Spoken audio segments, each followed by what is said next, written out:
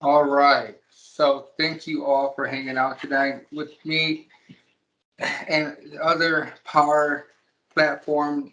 Um, I'm used to word loosely, nerds or power addicts. They're all the same, interchangeable. Um, so tonight we're going to talk about Power Automate approvals, as well as we're going to talk about just Power Automate or Flow, or just as from a high level. Um, so first thing is always I have to always say thank you. Just because you could be anywhere else doing anything else today, but you chose to be here with us and hang out and hear me talk, just talk. So that's I thank you for sharing and allowing me the opportunity to just talk about something that I love, as my wife calls the power platform, the other woman. So I spend so much time in front of my machine working with this technology. So thank you. And you may see bulldogs. I love bulldogs. I have a bulldog. You may hear Nori walk in here in a few seconds. And when he comes in, he's going to sit down, take a nap, and he's going to snore like crazy. So um, I'll try to kick him out if he starts to snore again. Do you want to introduce your aquarium behind you too, while Oh, we're on the side of pets? yes, yes. So everyone has a COVID hobby or a COVID skill that they've picked up over the last 2 years. My hobby has been saltwater aquariums. My wife said I should have picked a cheaper hobby, but it is what it is. And so, so in this tank, which you can't see today, and the light is off because I received two seahorse this morning. I have what's called a silverback um, erectus seahorse, and I named that female. She's a female. She's a lady, so I named her Chocolate Giddy Up. And then I have another male. I named him Wonelli. And so they're in there somewhere. Whoa, Nelly! They're in there somewhere. Eventually, hopefully they'll get acclimated and start to come out more often. But right now they're hidden on something there being posted up. So that is this is the MVP tank. So I took my MVP award, and if you can tell, see anything blue in the background, that's my MVP award inside there. And my chains are being held up by my MVP discs for each year. So I have three.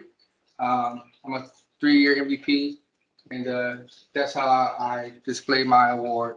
I think I made some people upset about that, but oh well, they get So over it. creative. That's Right. awesome. Thank you. So tonight's agenda is we're going to figure out who was Anton. We'll go through some housekeeping. I'm gonna give you my problem statement. Then I'm gonna review the solution that I made. Then we're going to go a little deeper into the Power Automate approval solution. So we'll talk about that tonight. So let me just keep moving on here. So who is the Dapper? Who is Anton the Dapper? After Robbins, as you can see, I wear bow ties. That's how I got the name. Um, my friend gave me the name and kind of stuff. So I'm an MVP for the business applications group.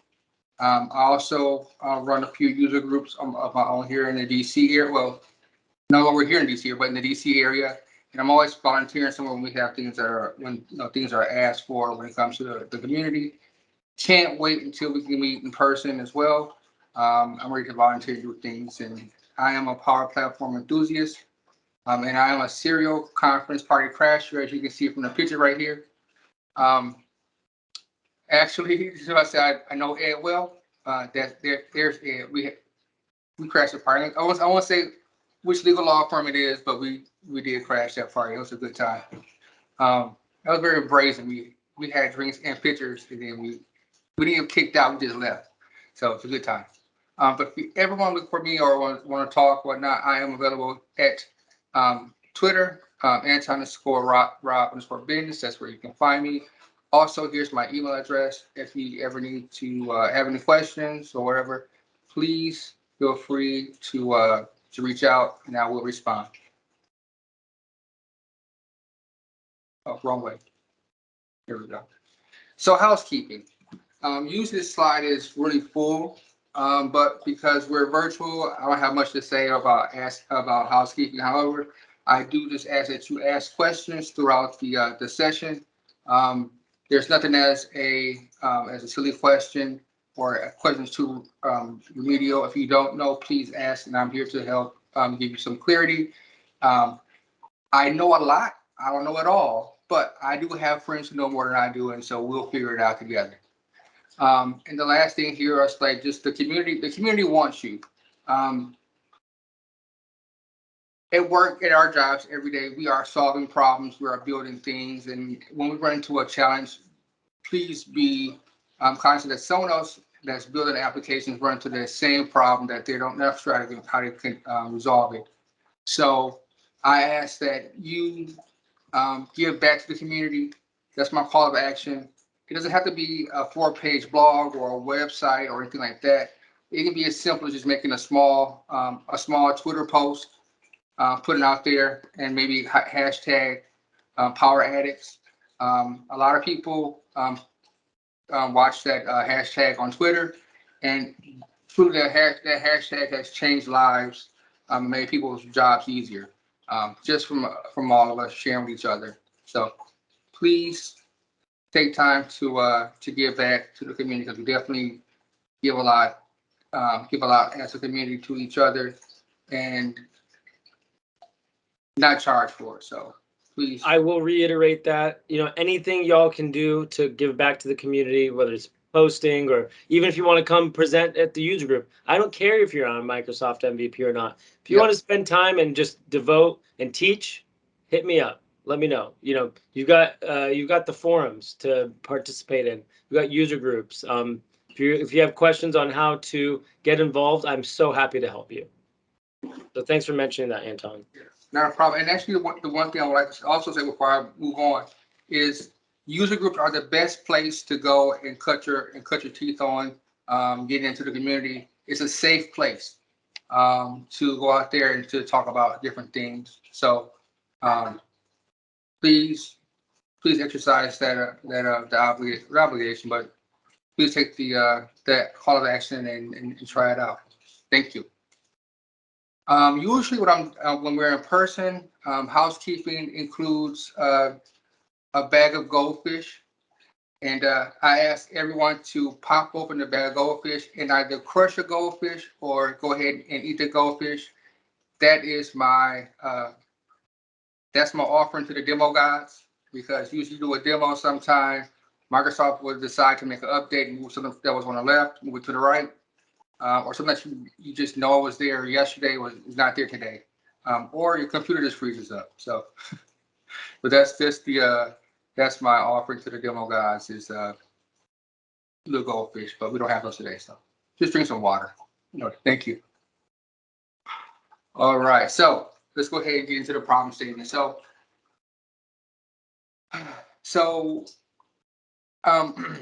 as everyone start to work from home, there's always someone is going to interrupt in your calls. And I have children, and it was always mom, or dad, can I have? I need to borrow money. Can I borrow the keys? All those things. And so and my kids and my siblings, which were my first children, asking for things while I'm on calls. And so what I decided to do, I decided to create an application that would help me divert them. And so in most demos, we talk about approvals, we talk about vacations, we talk about documents, we talk about office things, just kind of moving paper around, but we're using the automation to do it. But in my case, I use automation to parent. So this is called Parenting by the Power Platform. And so there we go. So this solution that I built is basically just using a form and using an approval task inside of Flow to have give my kids a way to ask for things without me having to see their face and tell them that you know. If you would like to, I will ask that you help with populating the database.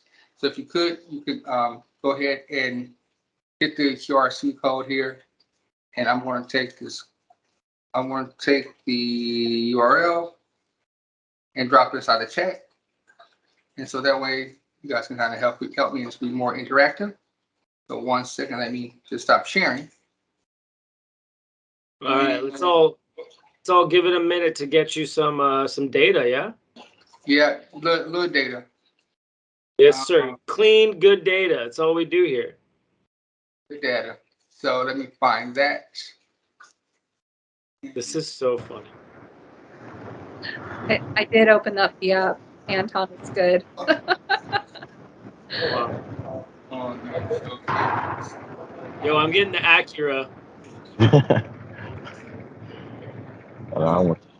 Here we come. Let me find the drop this in the chat.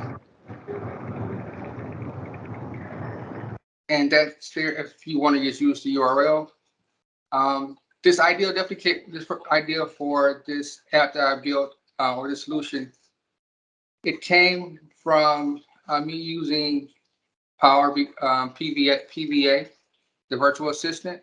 I gave my kids, I gave everyone a license into my environment so we would use PVA during teams, and we would go ahead and build things like that. So I'm really excited to hear that Greg has a Teams environment for the community.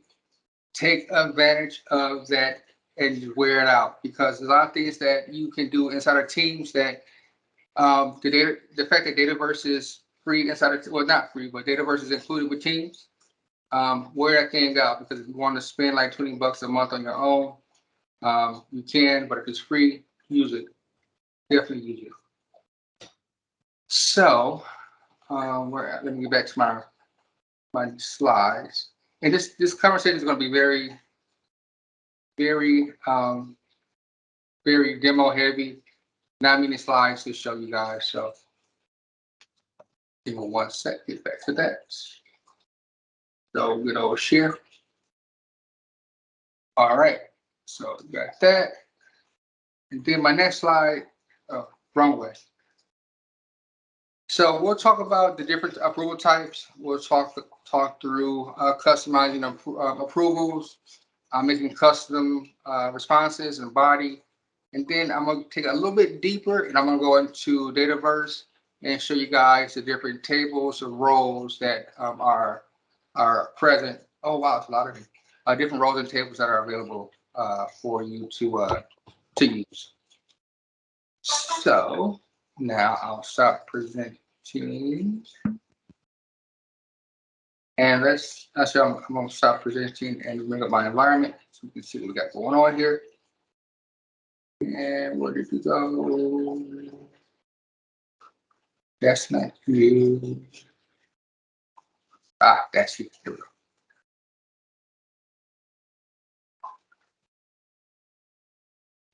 go. Shit. Okay, there we go. So this is the form. Now, I'm not sure if you've ever used forms before, but forms are super easy to build. So let me kind of walk you through it real quick. I'm going to go here and go to the bottom and click Add New. So when it's first set up, it's just blank. So you can add new. You can add these different questions, and how this will be put in. So in this case, if you want to have like this one is a choice. And this is a date, and this is also text. So if you've never done it before, it's really simple. You can go ahead and click choice, and then you give it a name. I'm just going to say this is a test, and then your options go in here. So yes or no. Yes. And if you want to allow multiple answers, or if you want to make it required for your users, we have that ability here. Now, also the fun thing, or the thing I like about forms is the fact of you can go ahead and you can do a branching. So as you can see in some of the questions, where after you ask the question, I do a branching so that we can identify what's going to be the next question that should be set as a follow-up to the first question. So that's what we have here. And so branching is super simple. You go into your question and click on Add Branching. It's going to tell you where you go next. So it's just basically, you just know the the navigation of your questions is really simple. You can go up and go down, but that's how that works. Now, let me go back here because I don't want to save this. Go back, preview. Also, if you want to, you can do theming. You decide to share this outside. Just kind of drop it down right here, just like you would do if you want to share a document. Anyone can respond, or you can just be organizational, or if you be specific people inside the organization. You also can add attachments. Now, if you decide to add an attachment, you have to make a few changes in your OneDrive or SharePoint permissions. So in this case, that's why I did not do one. So I have to like one that and make an update. If you own the form, you click on responses. It gives you the responses here, and also gives you a little a word cloud, and gives you analytics on your information. So that's how you do it. And so that's the form. So let me. Oh, and also, which is important to me, is the fact that you have the ability to see your form either on the computer, which will look just like this. And then also there's a mobile version of it, which looks like this. So if you ask your questions, you'll know what I'm talking about. Look like that, which is cool. That way, you don't have to worry about building a responsive form. That's one thing I like to build inside of Power Apps, is to build responsive forms. And yeah, when I first started, it was kind of hard. But once I got through, I understood what I was doing, and it made it much easier. So yeah, so that is the form, and so you guys have seen it in action. I'm just gonna drag this over here, and I'll explain what I'm showing you right here in 1 second. Now, I'm gonna just transition over into actual flow, and if you want to create your own approval process, in some cases they have some approvals that are just kind of simple that you can start to use. If you don't have, if you are using some of these connectors, anything in these little boxes are called connectors. So if you're not, and connectors are just basically just an API that Microsoft has created for you, so you don't have to worry about writing APIs on your own. They just have a host of APIs, and so they're identified by the name of the application and by the color or the icon that they use. So you'll see a lot of this. So for approvals, here we go. These are the ones they have already built for us. So let's take a look at my flow that I built. I think it's a half flow because I haven't added more data to it. Go ahead and just open this up, and you'll see some things that I want to tell you, some best practices that I did not practice right here, just because this is what we need to do to kind of show and teach. So I'm gonna click. So before I go ahead, so this is the ribbon, basically where you can either decide if you want to edit your flow. You want to share your flow with more than one person inside your organization. We just click this share button, and then you'll find the people that are in your organization that you want to share this flow with. This is important because if you decide to hit the lottery and you decide, everyone decides to hit the lottery, but they never do. But if you hit the lottery and decide to quit,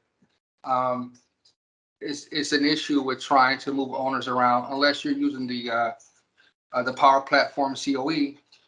It's an issue with trying to find out trying to use the different owners around, and the connections will break and things like that. So I suggest if you have the license bandwidth that you create what's considered as a service account, and the service account is really just one account that is shared with multiple users or one user, but that one account is autonomous, that can be used over and over again without having it tied to one person. So it doesn't say Anton Robbins or whoever the admin is here. You'll say maybe call that service account. It has its own account. It'll have its own ID, but when you decide, when you leave, the service account will still be there to service the flow. Okie dokie.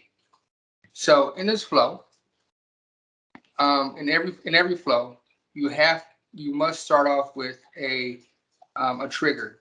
And so in my case, my trigger is going to be is when a new response is submitted.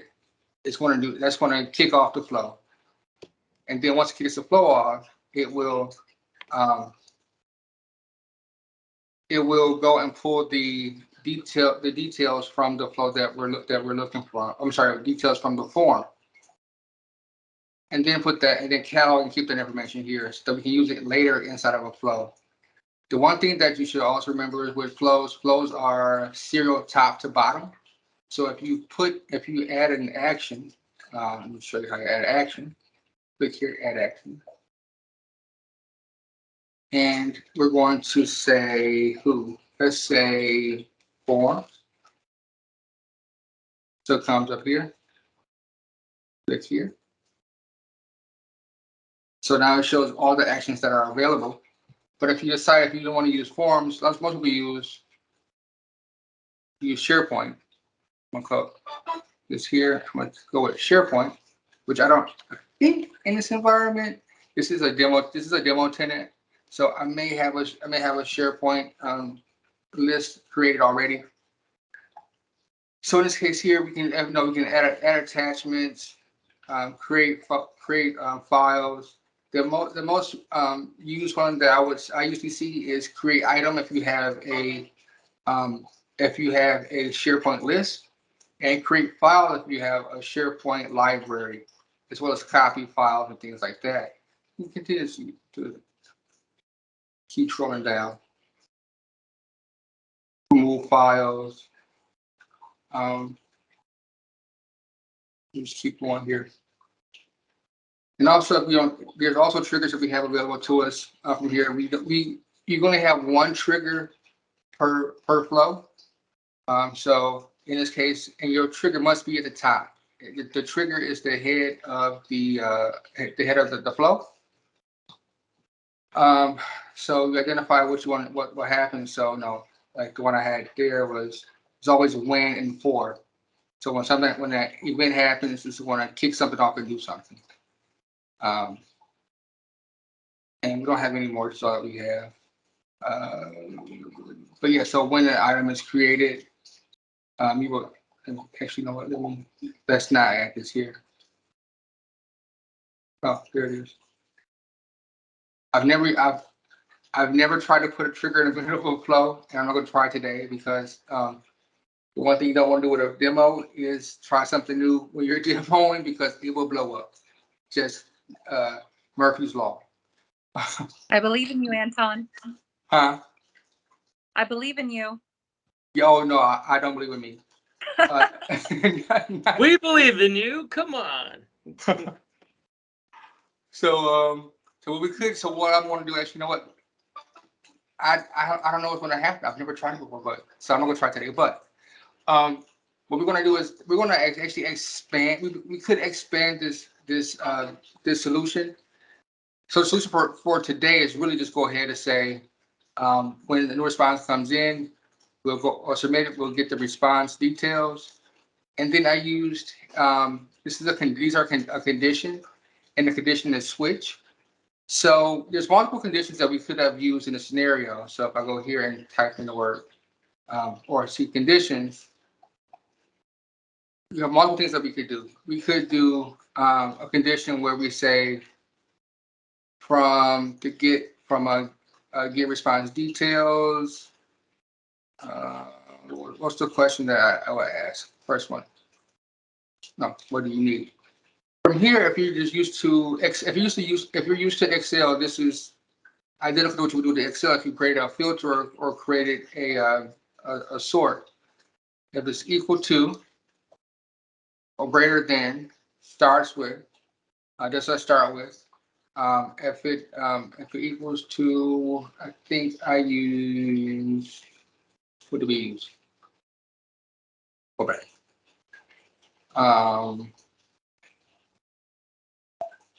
It is case sensitive. I'm just gonna copy this out.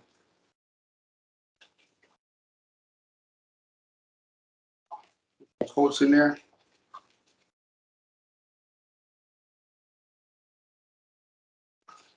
So if you have this is basically gonna be a string. In some circumstances, you have to do what's considered as you have to create variables. There's a lot of videos that we talk about variables, and variables is like it's the link in some workflows that you need to do that. So for instance, in this case, if we didn't have the name, we could pull the data back from the response and put it in a variable. And with variables, if we decide to use a variable, if you have any questions, please ask, because I'm going over a lot of high level stuff, but some of it is kind of here, and here. So if we decide to use a variable, you must initialize your variable. So here again, just type in variable, pops up. With variables, which is different. So with variables, you have to initialize the variable to give it a name, and identify what type of data schema that it is. So if it's a yes or no, it's a Boolean. In most cases, you may have just a string.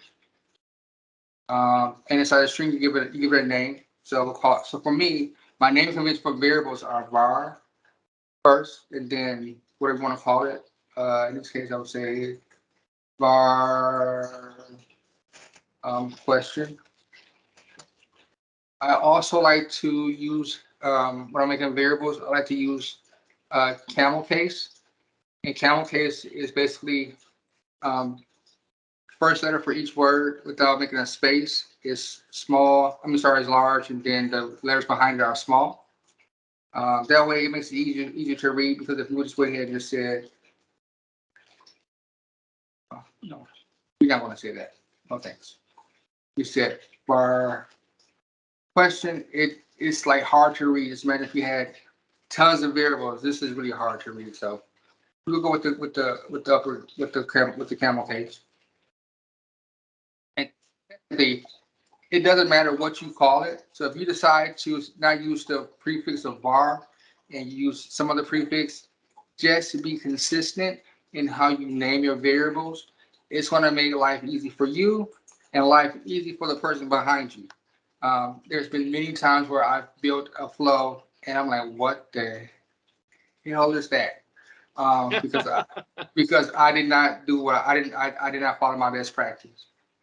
Also, you want to use, if you want to share it with someone else, use comments.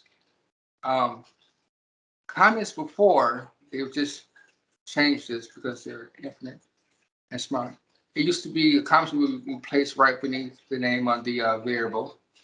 And so here you can type in what this, var for question.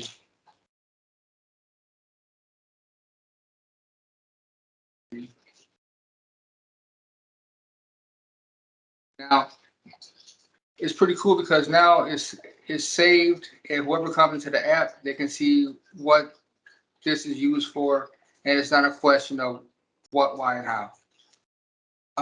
Also, to finish talking about variables, once you initialize your variable, then you can go ahead and use your variable. So again, I'm going to type the word var here, pops up, and then once you go ahead and initialize your variable, then you go ahead and set your variable. Now, this is where you're going to put now. So it looks very similar. In most cases, I do not include any value inside my initialize. I include my variable information right here inside a set variable. And when you hit the drop down, whatever variables you have that's built on top of it, remember, flow, just use it. They flow downhill. So you can go ahead and identify the flow that the variable that you're going to use here. And anything above it will be obtainable. Anything beneath it is not, because it reads from top to bottom.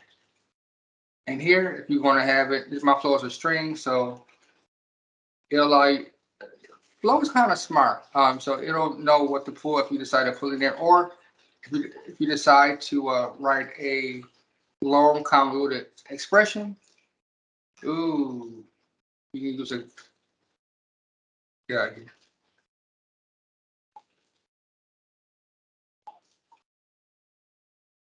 An expression and still haven't fix the fact that the box does not follow you. It's not sticky.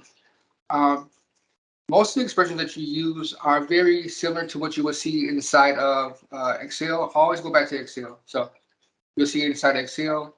If there's a function that you don't see or that you don't see, in there you click see more, and there's always something hidden. They built Flow pretty smart that it knows what should be and what should not be there. And you'll find out also if it shouldn't be there because your flow is going to fail. That's not funny. Because it's been many nights I've sat in front of a flow and I missed a comma and it didn't run and I couldn't figure it out. I had to ask somebody else to look at it and go, oh yeah, you just missed a comma right here. I'm like, oh damn. And so that works.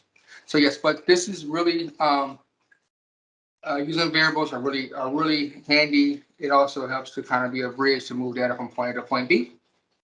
And if you decide to use the expression here, I'm just going to use a quick one. Concatenate. So it also has IntelliSense. It usually works. Sometimes flow will break and IntelliSense does not work correctly. Pay attention to the colors that you see because that'll tell you more what the flow should be doing or what's not. I'm sorry, what the expression should do. There's some colors in here, so you'll see them. I don't have anything to build, so I'm not for sure how I can show you that right now, but it's available there. And also it gives you the ability just to, once you start to type data inside of this expression, built the expression bar. It also gives you more detail to what you should be adding to that bar. So that is that. Now, anyone has any questions about variables or is that good? We cool? Makes sense to me. Anybody else questions? All right. So let's go ahead and move over to the switch statement. Now, the thing I love, so this is what I love about the Power Platform. The Power Platform, it is truly a place for everybody. Like for citizen developers like myself, I play a dev on TV, but in real life, I do not write any C#, any .NET, any JavaScript. I write none of that. But I have built a living off of Power Apps and Flow. I like to call Power Apps and Flow. It makes you a developer on training wheels. A lot of things that you will see is used inside of traditional development. So if you ever seen Switch, if you want to build any code, Switch is also used. And in this scenario, Switch is basically is looking at this field, and you can make a case for if the field equals this, then it should do that. It's kind of an if thing to a certain degree. And if you need to, you can always build more. We'll go back to this. And he just got me in trouble with my wife because my daughter bought some heels that I guess I wasn't supposed to buy for her. So whenever she asks for shoes, she has to show me what she's buying. That way I get myself out the doghouse because I do enough trouble on my own. And I have her helping me out. Anyway, so in this case, if it's for shoes, I want shoes to go to my wife for approval and not to me because I have no dog in that fight. Well, I have a dog in that fight, but I don't want to get in trouble on my own. So what I would do is I would look at these different approvals, this type of approval. And from here, we have a few different options. So we could do a start and wait for approval, or we can do just a create approval. In this case, I don't care.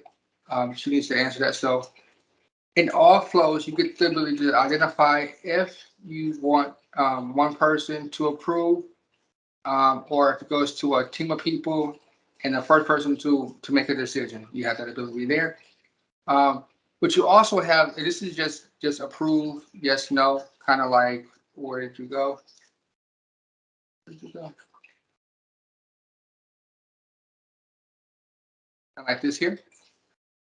Now, this what I'm showing you guys right here. This is the mobile version of Flow. So when you see Flow, you'll see some feeds here to show what you have, and then also you have if there's any approvals, they sit here. But from here, this is this floor available here, where I assign to myself, and the title is the body. And how do I do that? I just click inside of the title, and then the content that I have access to pops up. And then I go ahead and just click in here, and there's my question the data is going to be inside of the title. Just like with anything else with Microsoft, it's going to have these little the little red asterisks. You must put the asterisks in there to make sure that the flow will run. Assign to, you can put anyone that you have an email address for. You can throw it in there. It does not have to be a person that's a part of your tenant.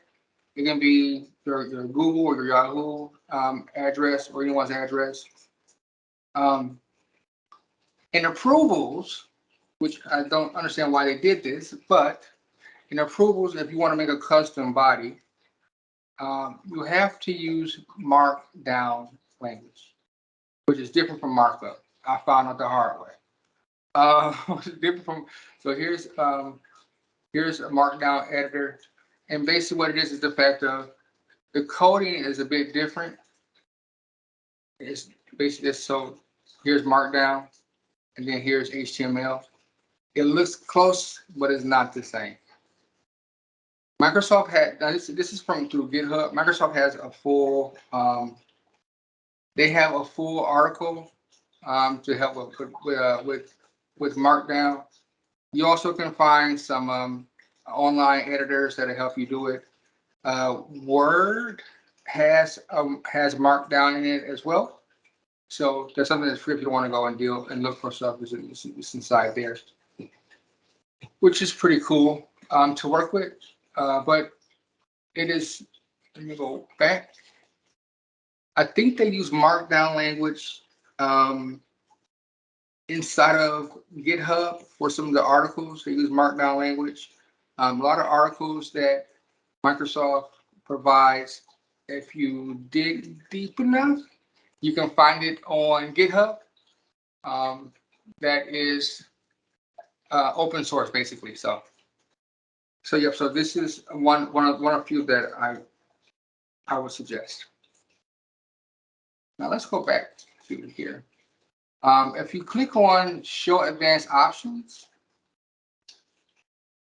there's more data that can be added to your action. Now this is just for the approval. But if we decide to go with default, another action in here. If we're working with SharePoint,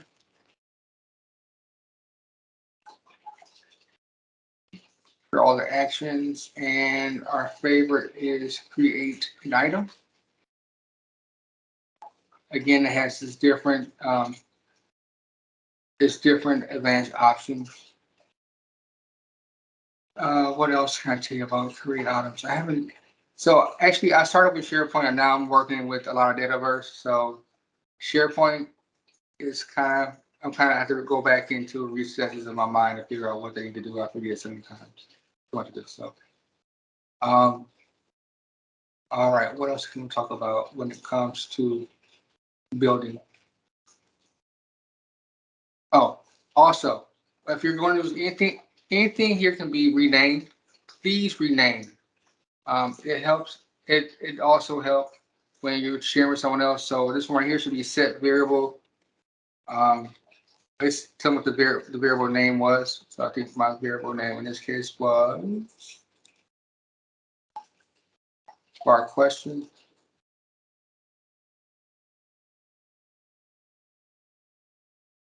Rename stuff.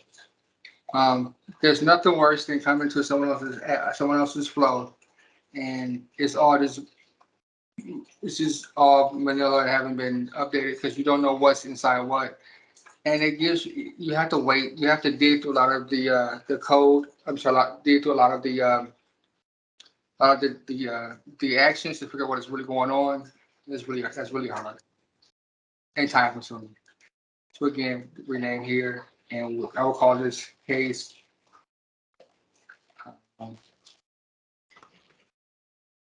And I use the car. So yeah, so if you catch my drift, we're just going to thank you for the markdown cheat sheet. I wish I would have had this a few years ago when I had to write this crazy flow and I had to make all the body of the email custom. It was rough.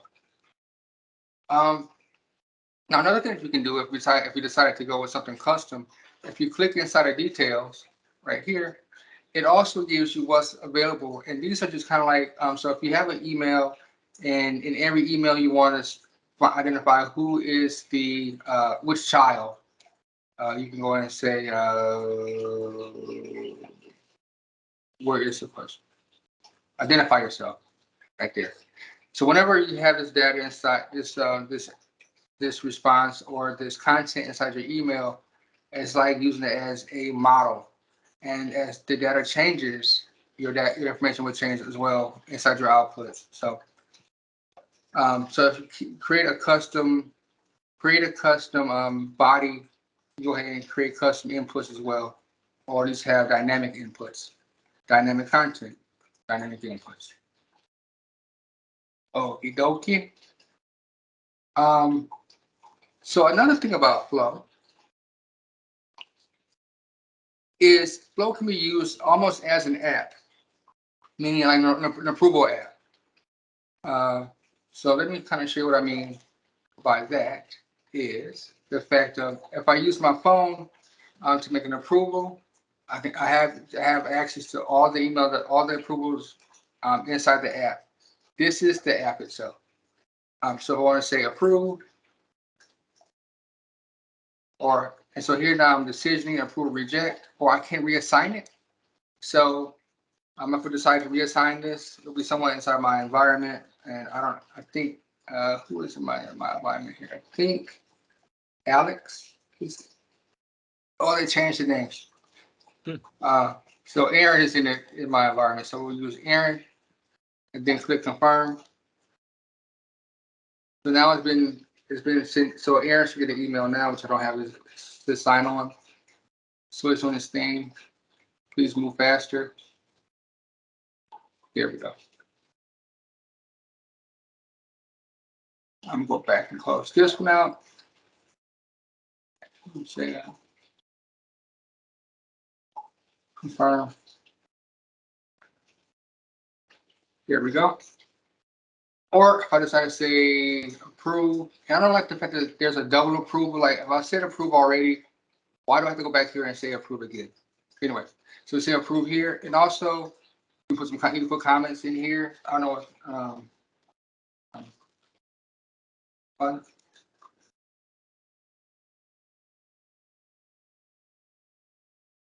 I guess because this is mobile.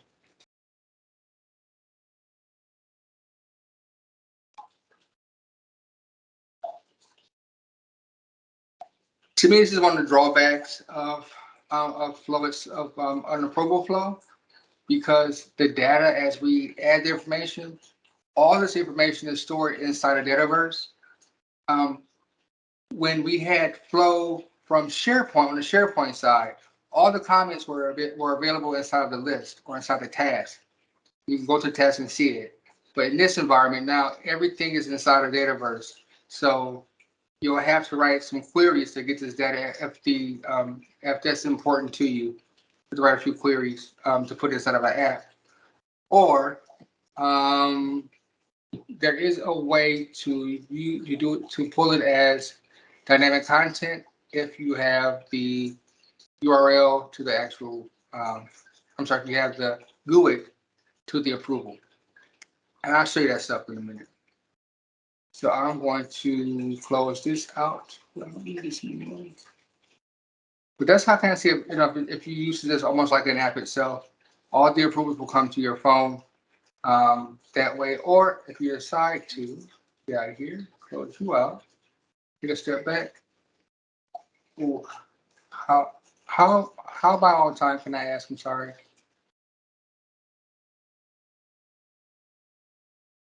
I'm okay. Oh, you're good. Yeah, sorry, Okay. I was on mute. Okay, wait. Am I sure? Okay. So here inside of Power Automate, if you have approvals, if you go to the action items and click on approvals, you can see all your data here. So anything that was sent, we sent this to somebody else, and then the history.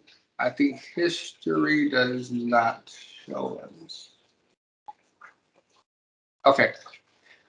To me, it's important to see the comments. So that's why I always like to create another type of flow, and we'll talk about this one. Okay, I shouldn't talk about it, but I'm going to talk about it. There's another type of flow that you can build. It's not a Power Automate flow. I'll call it the Power App flow. You can build flows inside a Power App and send emails from point A to point B by using different connectors. And I think if Greg will have me again later in the year, I can demo that I can demo that to you and show you how to build it. Maybe, maybe not. I'm kidding. I don't we know, would Greg. love- That sounds like a great idea. We would love to have you back, of course. Cool. Thank you. So next sometime put me down and I will definitely go ahead and show you guys. I will show how to use I call them Power App approvals. We will slide right back in your DMs. Don't you worry. Slide on it. Get on it. All right. All right. Now the one thing also I did not explain to you guys or give a walkthrough of is the environments. Environments are a big thing. Environments are basically I look at everything inside of Power Apps as containers, and environments is the big container. So your tenant holds everything and everybody. Your environment holds things that are pertinent to certain areas, and environments can be set with different parameters so people can log in and can't log in or can see or cannot see. That is something that you would use for.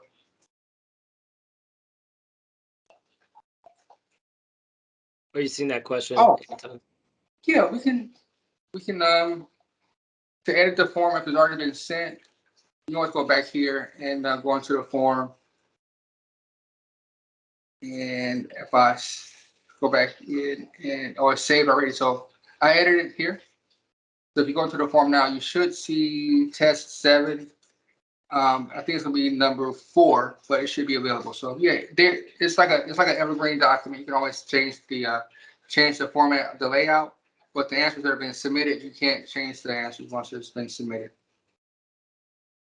Oh yes, you can't reload previous users' answers. I wish you could do that. User voice. User voice. Business process flows. This is something that I won't go into it now, but it's another type of flow you can use. You see these inside of model-driven apps. Most apps that we see right now, model-driven apps are truly what they say. It's all about data.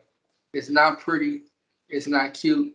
It's just flat data that you can see. A few different bars.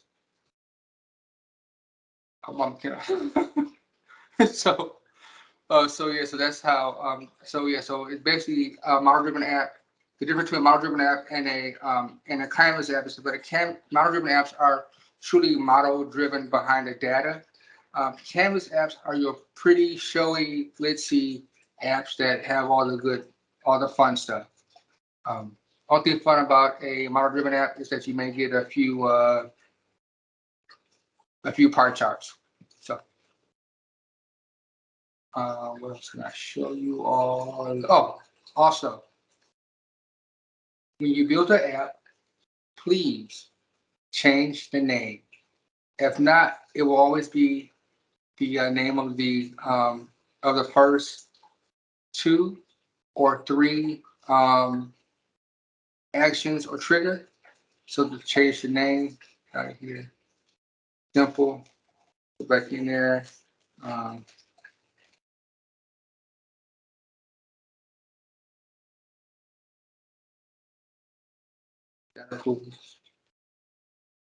Go here, and this goes back to the details screen. You also have the ability, once we go ahead and do our flow, we build it, you can think you're finished. So let me just add another step in here. No, another step. Go here. Another cool.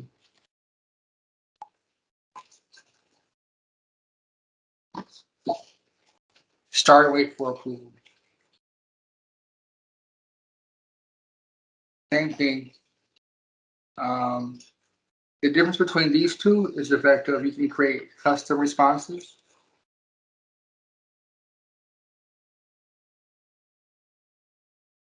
And from here, it's just basically just saying,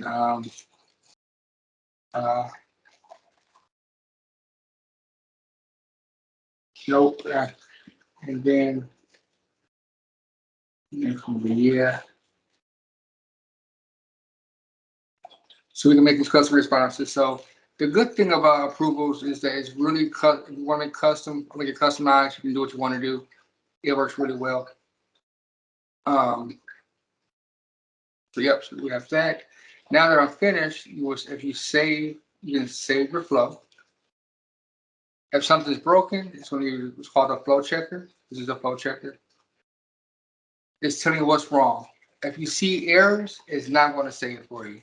If you see warnings, it's a gentle nudge to say, yeah, you may be breaking something or something may not return the way you want it to. So here's a quick warning. You can still save with those. Before, you couldn't save, so they fixed that. I'm happy to see that as well. Click on it. I just want to show you. You click where the error is. It'll take you right to what you need to make the update to, which is cool. This red dot, like we hate seeing the red dot. That means that there's something wrong. There you go, right there. Again, you can also run a quick test if the red dot is gone. So I'm going to delete this out of here. So yeah, flow checker. I'm good. Now I'm going to test. And the test here can be manual, where you would just go ahead and just simulate, or you can go automatic and just use what was there, what's succeeded and whatnot. So click that one, get that. And what's going to happen is you're looking for this green banner. If it doesn't work, it's going to be a pink banner with some really hieroglyphic type data in there. Basically, the responses that it gives back to you if something is wrong is it's not old data. It looks like JSON, or I don't know what the code language is, but it does not look the same. So you got to decipher that. But you always want to see green dots. So green dot means that it is complete. Yellow dot means that it is waiting or is waiting for a response from somewhere. And I think the other one is red, means that something broke. And I can show you this one. Go here. Yellow dot, but it's waiting for someone to do an approval, I believe. Yes. So yellow dots. This means that it's kind of holding. And the famous black dot with the X, it didn't meet the criteria to do anything. And in my case here, we're going to just cancel it.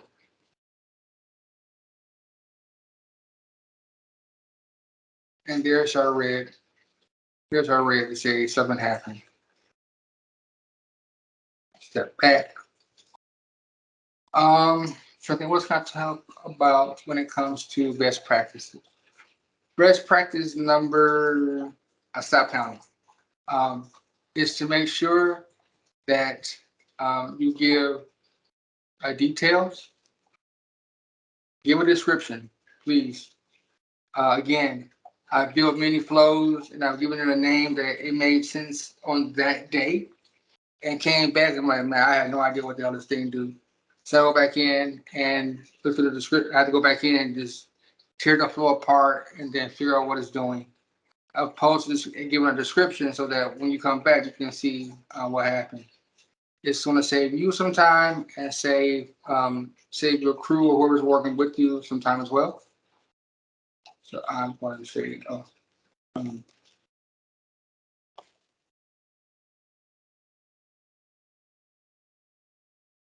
go, boom, say, description. What I also like to talk about is for owners, if you have someone in your team, please make them an owner as well. Sharing is caring to a certain degree. Edit, and then you give it a name here. I think it was Aaron. Aaron. Excuse me. Connections. This is so important. This is like the most important part, I think, when it comes to like flows and power apps, is understanding how to share this. I've seen it so many times where somebody's built something and you haven't shared it, and it's not working or it breaks. That is it. So we need to do it from here, as well as sometime. Now these are the connections that are being used right here. You also can change connections inside the flow. But you can add connections. And I don't have Aaron in here, so I'm not going to try to figure it out. So, but you can also change the connections that way.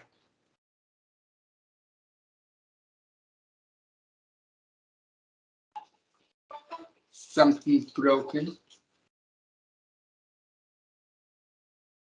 Yeah. So we won't go into that. Now, I'm not for sure how many people have Power Platform jobs that work in consulting. The one thing that I will tell you from this is when Microsoft teach you how to build flows or how to build apps, they teach you how to build apps and build flows as a one-off. When you start to work in enterprise environments, you will learn to, or you will need to build things in solutions. And so, what is a solution? A solution is basically it's a package. It's a package. You can package all your content into one solution.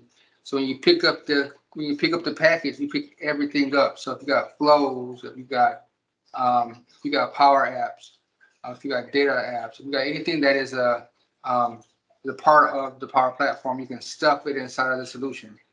And there's two types of solutions that you need to worry about. There's a solution that is considered as a managed solution, and then there is an unmanaged solution.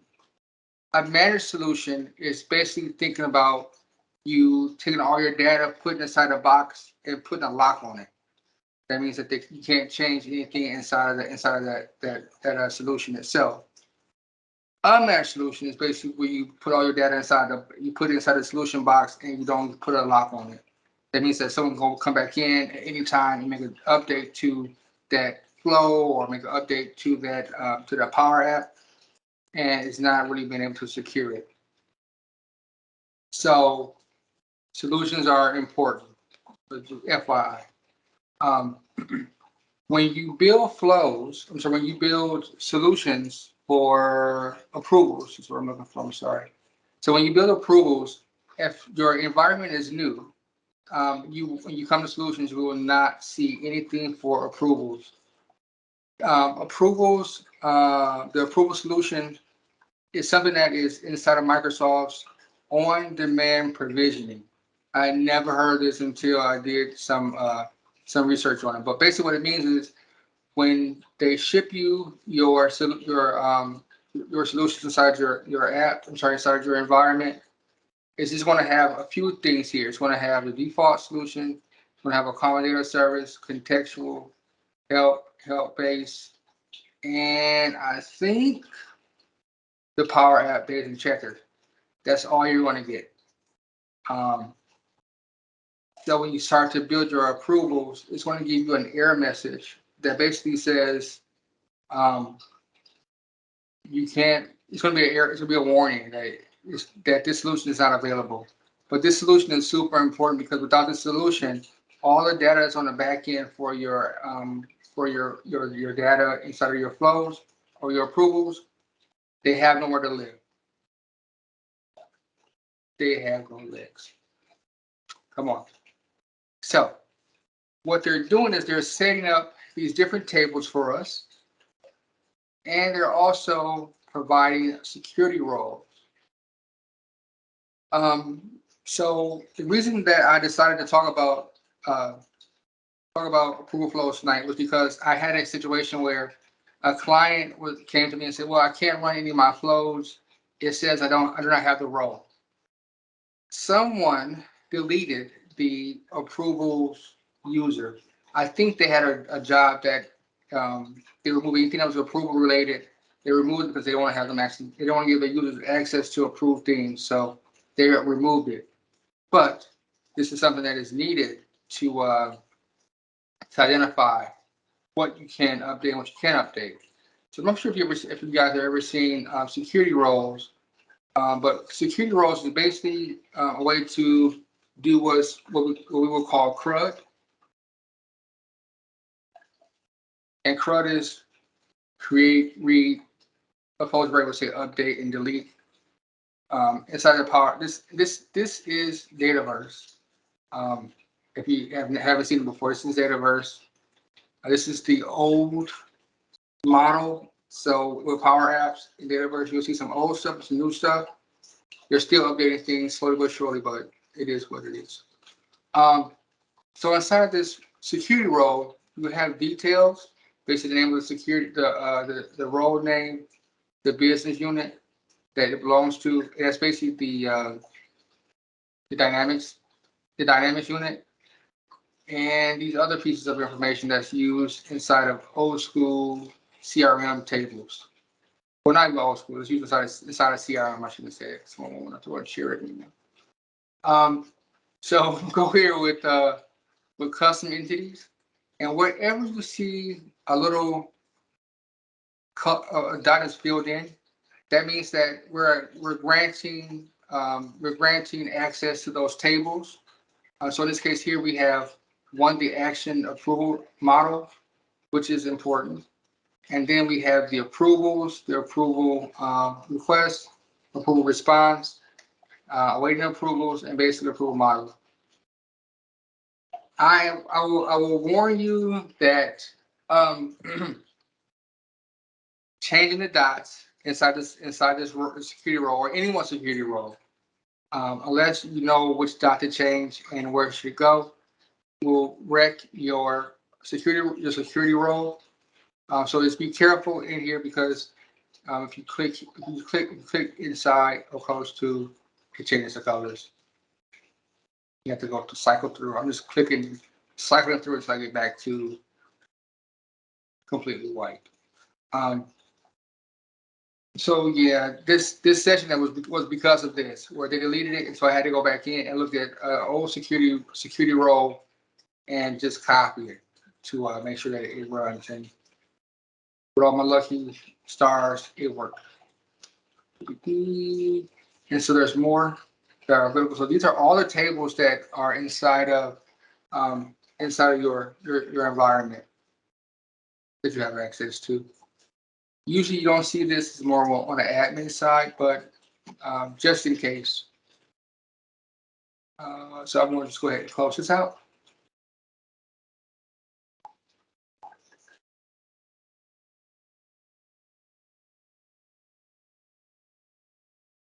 Yeah. Come on. And then our last one, the last folder which is important is the admin. If you open this one up, it's going to look very similar, but you definitely have more control where you can create,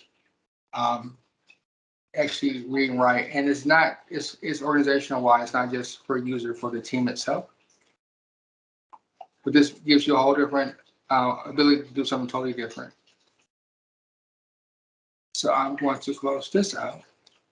But action item here is just if you decide to go into your roles, just make sure that you know what you're clicking on, and please do not delete it unless you know what you're deleting. That's that. Let's see, one more thing we'll talk about before I let you guys go because I need some more water. Sorry. These are the tables that make up the actual approval. I'm not for sure why. I'm not for sure why we have so many tables inside of Power App. I'm sorry, inside of SharePoint. We only had a handful of tables, so it made it easier to kind of. Oh, good night. I'm gonna speed it up real quick. So, we only had a handful of tables. Now we have 10 tables to identify where things are.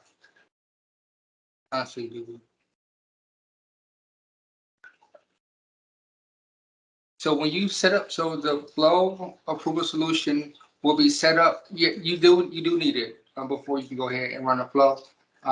Usually the environment. So I can show this one too.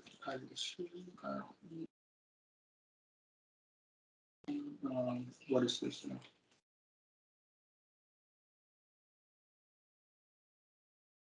So if you decide to run flow without having the environment set up, you will see this error message here. And then once you save it, then it will provision the flow solution. But you have to be in a very new environment.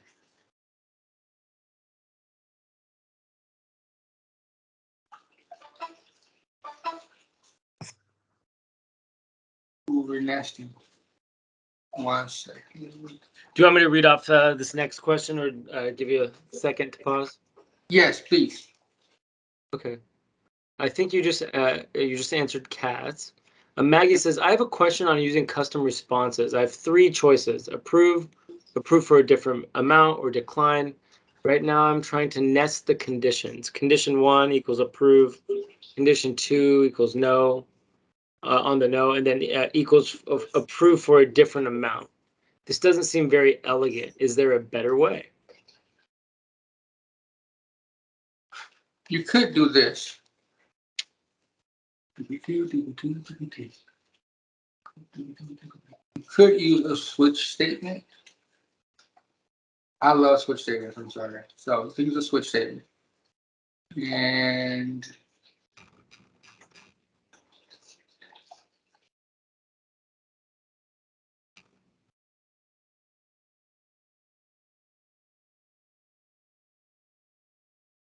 where's my flow?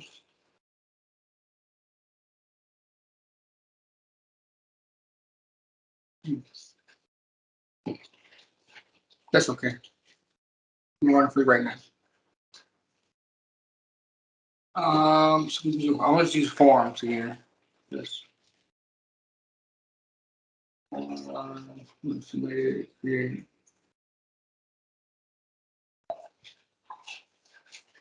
So so you could if you want to, you could nest condition 1 is approved, condition 2. Yep, so you could nest it. You could go in and say you put a condition in there. to have the yes and no. Sometimes I don't like, in this scenario, I like to use a switch because it's like right in your face. It's not so, these get really long and convoluted. It's hard to kind of figure things out. So I like to go with this. I like to go this in this manner.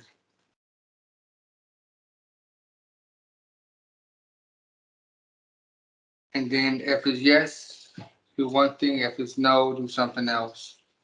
And if it's not equal to, you could actually add in a default here for another one.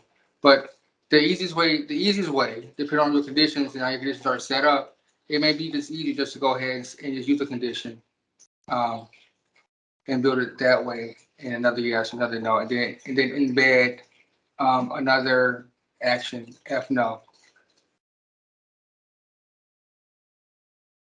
So that's how I will build it. Does that answer your question? Come off mute. Yeah, it does help. I try to avoid nesting. I just think it gets ugly. Yeah. So I'll look at the switch. Yeah. I use switch all the time.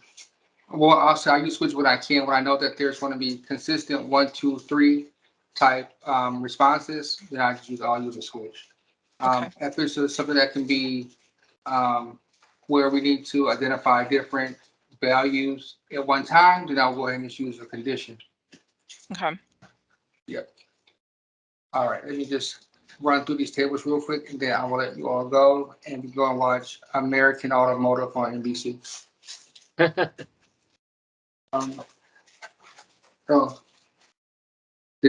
I told you the dog will show up. Okay, let's see. Oh, tables. Boom, boom, boom. Solutions.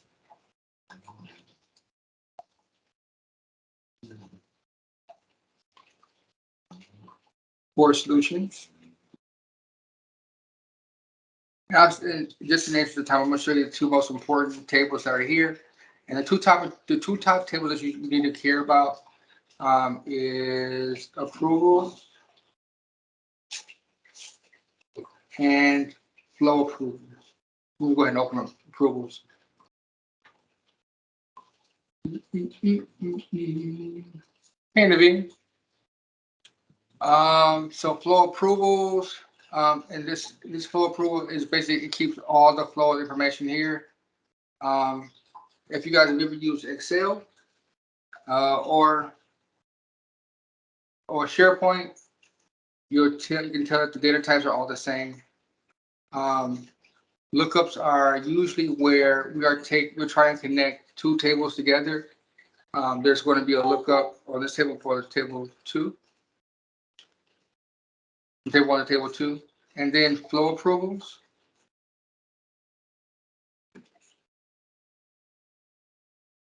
And flow approval is basically where, if we decide, it keeps a complete record of the flow. And if you reassign the flow, you'll find all that data inside here. And so what you need to know is the flow ID. That's just usually a GUID. And this is also a GUID. If you ever need to know which flow, the flow name. I don't know if I just jump out of place now.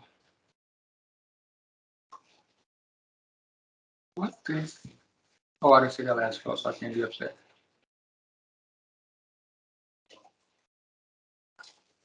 So you know the flow name, it'll be inside the URL.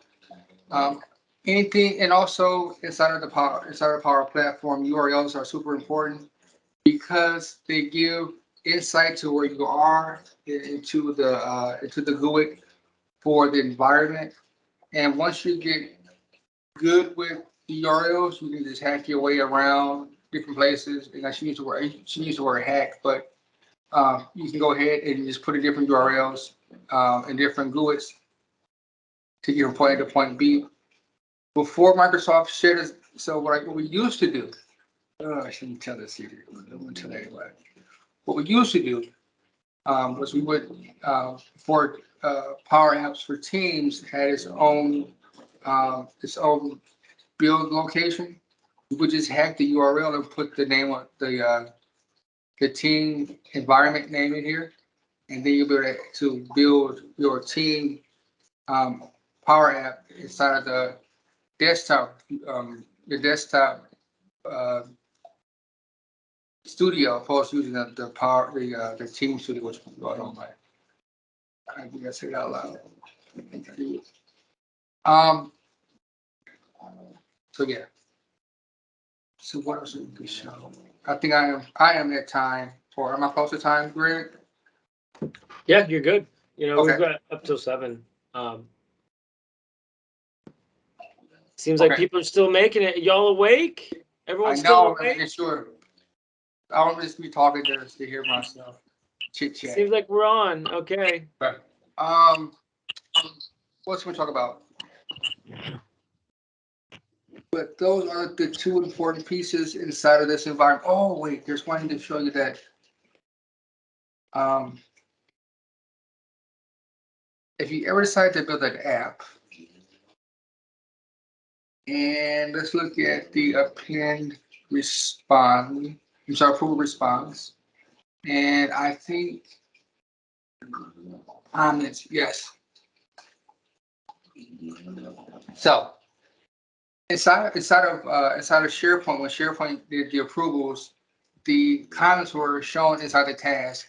If you want to see who made a comment to say what about that approval, you can find it inside of the task. Inside of the system now, the data is kind of sprawled all over the place. But if you want to see the comments, this is where you will find comments. And here we go. I'm gonna add a comment in.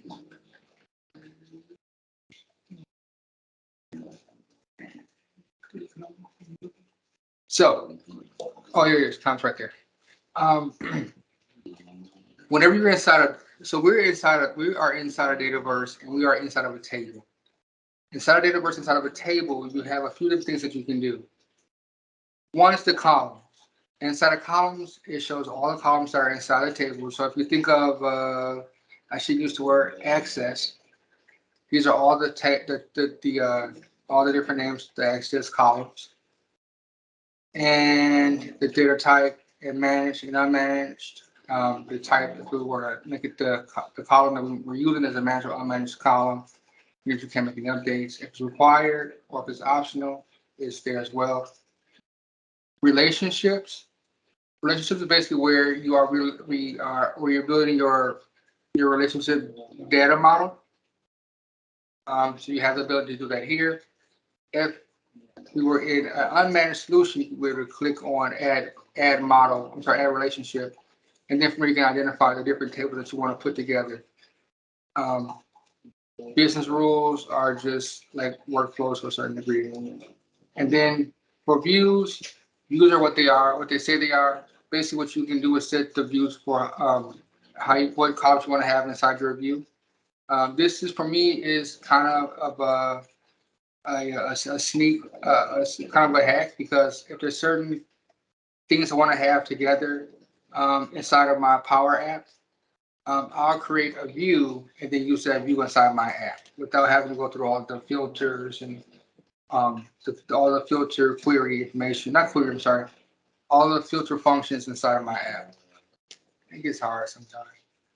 And these are forms. These forms are something you can use later inside of the model-driven app. I haven't used dashboards, charts, keys. Keys, if we want to use the app, use them to access primary keys, secondary keys. And then data is just basically a way for you to look at the different views that you created into your data.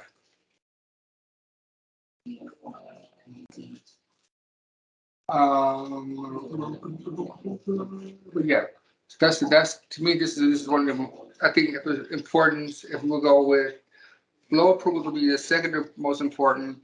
The first important is going to be approvals, and number 3 is going to be responses, just because responses has the comments. Okay, I think that is all that I have on my short list of things to talk about tonight. Anybody else? Anybody have things on the list or questions for Anton?